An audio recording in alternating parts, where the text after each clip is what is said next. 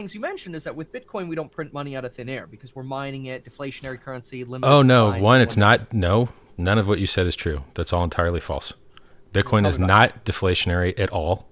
It is inflationary. Miners sell Bitcoin, they harm the price, they buy electricity and mining hardware.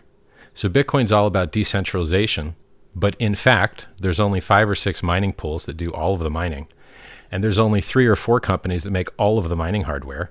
And those are the people that make all of the money from the mining, because the economic theory that the cost or resources allocated to extract a resource will trend towards and approach asymptotically the value of the resource. And so as the Bitcoin price ratchets up, the wasting and destroying of the environment with electricity, which you could say Bitcoin's 80% renewable, fine. I used to be a Bitcoin miner. I know exactly how much I paid for my electricity, and I know exactly how much pollution it generated. It wasn't clean energy.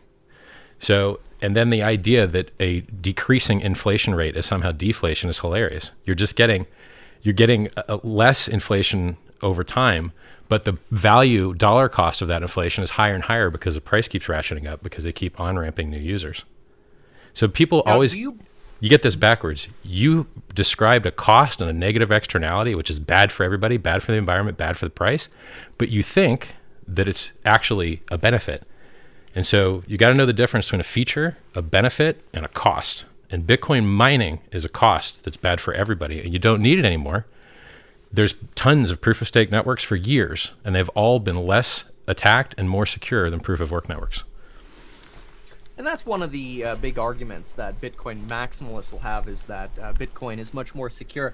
And that is why we have proof of work. Though in the future, once we've mined less secure. altcoins, we expect to transition. What I'm curious, though, for the difference in Hex is that Hex is a proof of stake coin. Nope. And we do have a set inflation rate. I believe it's 3.69%. Can you tell me why have any inflation at all then if you're opposed to the mining style inflation in Bitcoin? Because you're essentially saying, hey, the cost of the shovels are going up, so it's becoming more expensive to actually operate the network rather than less expensive, which creates more waste. That's your argument. Why have any inflation then in the Hex coin? I think we've hit the uncanny valley. So it's like Dunning-Kruger for smart people. Cryptocurrency and trading are 2 things that have very high skill caps, and then like 130 IQ guys figure that they're good at everything else, so they'll be good at this. But in reality, they're just good enough to be dangerous. So let me clarify some things. First of all, Hex is not proof of stake. It is a hybrid proof of stake, proof of work. We use proof of work on the Ethereum network for transactions, and we use proof of stake just for inflation. Because of that, it's more secure than Bitcoin. Bitcoin's had 2 inflation bugs where anyone could mint as many free coins as they want. One of them was executed on the network in 2010, and they had to roll the chain back because someone minted 184 billion extra free Bitcoin.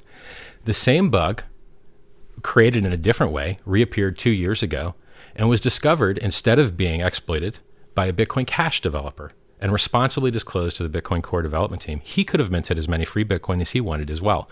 And why do we keep getting inflation bugs in Bitcoin?